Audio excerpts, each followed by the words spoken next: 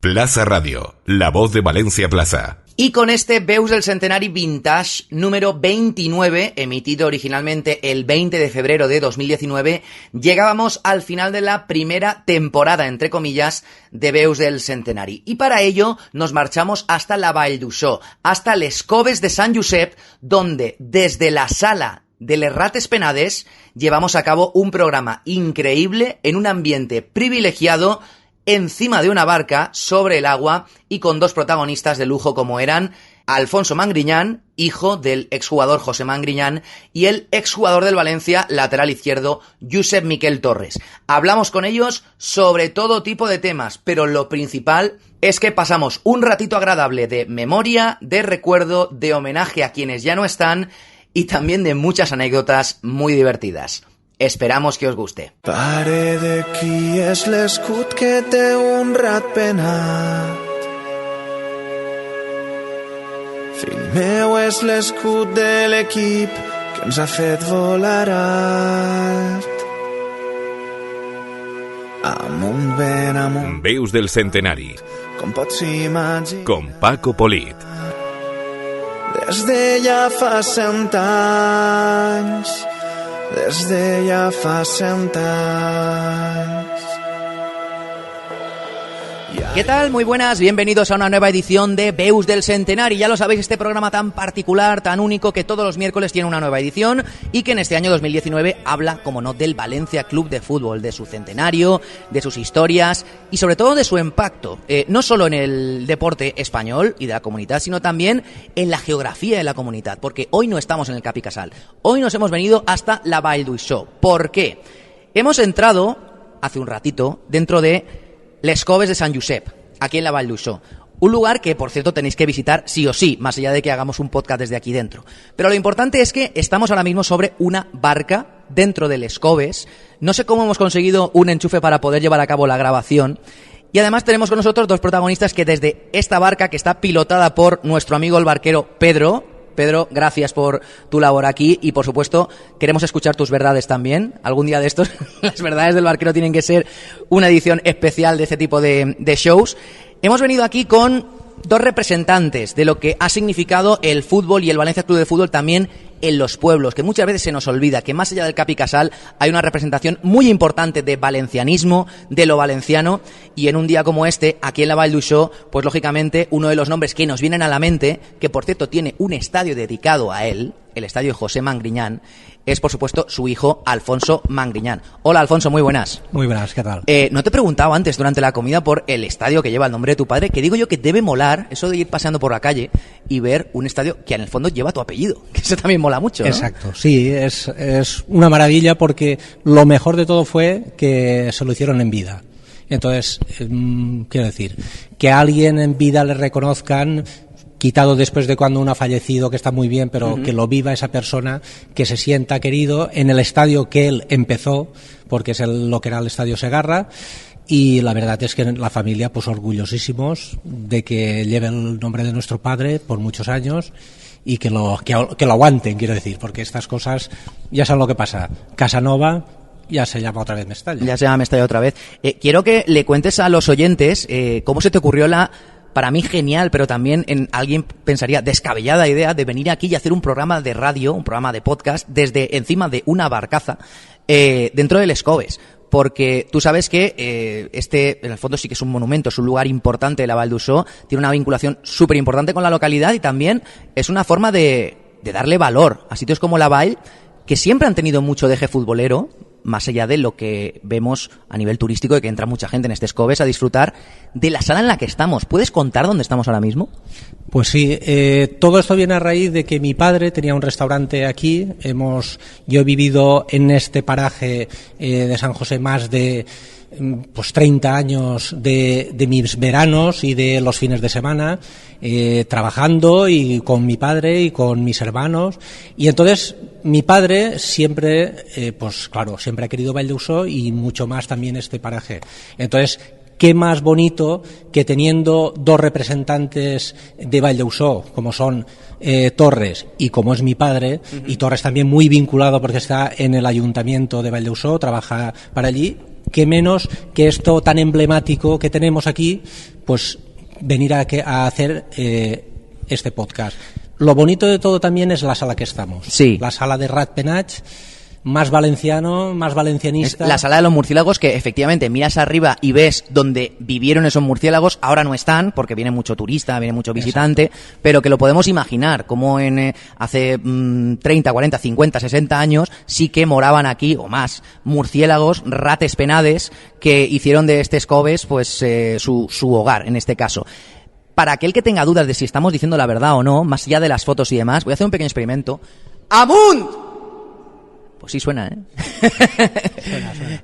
Uno de los que ha escuchado este cántico, o el Amunt Valencian, bastante a menudo, cuando era futbolista del club de Mestalla, es José Miguel Torres. Hola, Torres, muy buenas. Hola, muy buenas, Paco. Otro orgulloso representante de la Vall, de toda la vida, además. Sí, además el privilegio de poder, publicitar un poco el nombre de Valldeuxó por todos los rincones que hemos jugado, y eso siempre es un honor, ¿no? Porque representar a tu población, y más en el ámbito de la entidad del Valencia, te llena de orgullo, evidentemente. Tú además, cuando empezaste con tus primeros pinitos jugando al fútbol, que ahora me los contarás, el nombre de Mangriñán te sonaba, lógicamente. Sí. Evidentemente siempre ha sido un referente en Valldeuxó, no solo yo, sino para todos los futbolistas de aquella época que despuntábamos, pues era un poco el espejo, ¿no? Donde teníamos que llegar, donde teníamos que pelear y trabajar muchísimo para llegar un poco a su nivel, porque siempre lo hemos recordado. A mí siempre me ha dado muy buenos consejos. Uh-huh. La verdad que fue una grandísima persona. Y es un referente en Valldeuxó, evidentemente, ¿no? Y es un espejo donde siempre la gente que hemos empezado nos hemos mirado. De Mangriñán, en su momento, se recordó, porque fue muy célebre, y es el primer tema que hay que tocar sí o sí, un marcaje sobre Alfredo Di Stéfano, que en aquel momento era santo y seña del Real Madrid, uno de los mejores jugadores, ya no de España, de Europa, sino probablemente del mundo, emblema, capitán, y sin embargo tu padre lo secó en un partido. Y fue gran protagonista de los medios de comunicación en un momento en el que no era actual, en el que tenías 2.000 millones de periódicos, pero todos hablaron al día siguiente de el marcaje de Mangriñán. Y tú, como su hijo, con recortes que hemos visto antes durante la comida, supongo que es quizá el momento más recordado de tu padre en su carrera como futbolista. Por supuesto, es lo que él dijo, es lo que le dio fama. Él siempre estuvo muy agradecido a ese marcaje, y evidentemente al gran Di Stéfano, porque para él siempre ha sido el mejor jugador de la historia. Era el que dirigía al Real Madrid, no habían entrenadores, el entrenador estaba allí puesto porque tenía que haber. Sí, un hombre de paja, ¿no? Exacto, el que dirigía era Di Stéfano, el que hacía. Entonces mi padre, como siempre ha dicho, y viniendo de una ciudad zapatera como es Valldeuxó, él fue la horma de su zapato. Uh-huh. Todo zapato tiene su horma, y él encajó perfectamente, así como él también le dijo alguna vez al entrenador algún marcaje que le dijo que tenía que hacer, y le dijo, con ese no voy a poder, porque no es de mis características, y no pudo con él era muy sincero en eso. Con Di Stéfano, desde el minuto 1 que empezaron, él se sintió cómodo, él vio que podía con Di Stéfano, por la entrega que tenía mi padre, por la lucha, y porque era conocido en Valencia, y que después podemos comentar ese mote que le pusieron cariñoso, Motoret. Sí. Empezaba el partido revolucionado, pero es que lo acababa igual. Uh-huh. Era inagotable.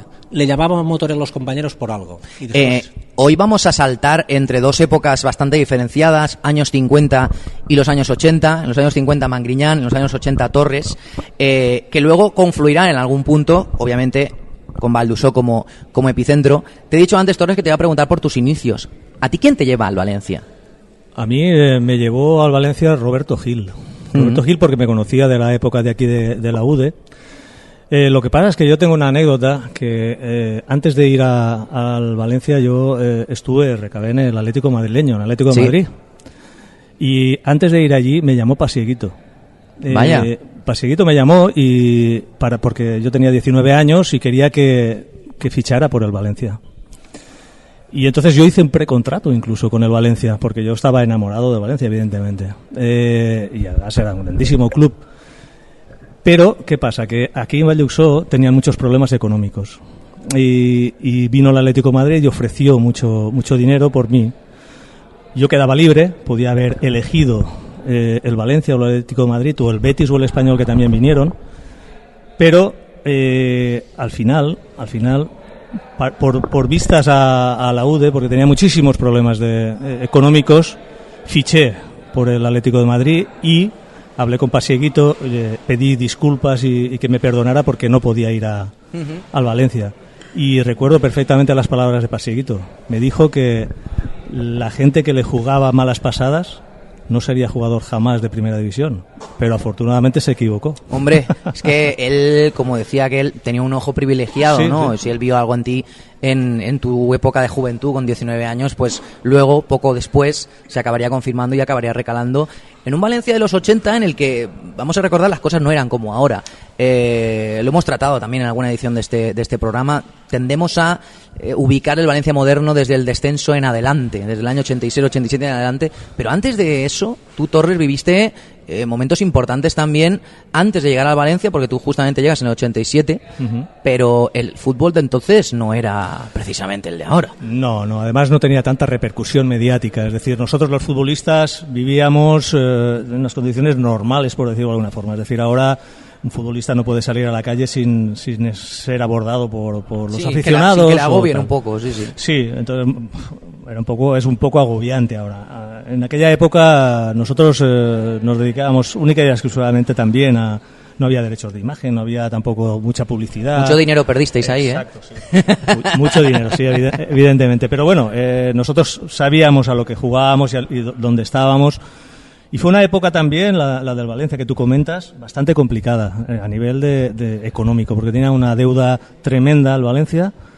Y gracias a Arturo Tuzón, que no ha sido suficientemente reconocido, bajo mi punto de vista, aplacó esa deuda, formó un equipo de gente de casa, gente de la comunidad valenciana, Arias, Revert, Ferrando, Juárez, Sempere, Subirach, Fernando, mucha gente que me dejo, evidentemente, Giner, Boro, Camarasa, y conseguimos todos los años clasificarnos para la Copa de la UEFA, con lo que repercutía a nivel económico con el club. Es decir, fueron momentos duros y difíciles que gracias a esa gestión, a esa buena gestión, pues la verdad es que lo subsanamos.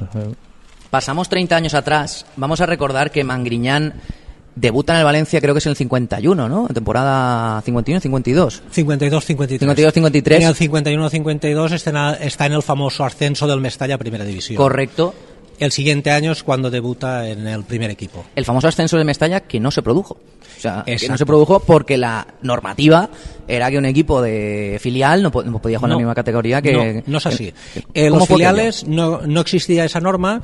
Se pedía, porque fue el primer caso, se le pidió, por lo visto, como era tan noble, Luis Casanova pues dijo al final que él no podía permitir que hubieran dos equipos del mismo, el filial. Claro, porque se pensaba que llegado el momento te podían regalar 2 victorias o entonces, al revés, si alguien la necesitaba más para mantenerlo. Se adulteraba la competición. Claro. Y no lo vio bien. ¿Qué ocurrió? Pues que entonces renunciaron. Pero así todo la federación no puso norma y años después, no sé si recuerdo, creo que fueron 2-3 temporadas, el Condal, filial del Barcelona, subió a Primera División. Sí. Y estuvo 2 temporadas en Primera División. No eran tan honestos, digamos, ni tan honrados. Lo que tuvieron que hacer es cambiar el nombre. Creo que cambiaron, no sé si el Condal por otro nombre o era otro nombre y cambiaron por el Condal. Era lo único requisito. Al Valencia también le exigían tener un campo propio, que estuvieron hablando con el Levante, tampoco sé, no me meto ahí más porque no sé lo que pasó, pero en fin, el Valencia, ya digo, Luis Casanova no vio que fuese, supongo, y la directiva no vieron que fuese lógico. Para los que no conocían la trayectoria de Mangriñán, acabamos de hablar de su marcaje a Di Stéfano ya unos cuantos años después, ¿cómo lo definirías? De marcación, porque vamos a recordar una época en la que la defensa no era como la defensa de 2019. Para empezar, había menos defensores, jugadores de atrás.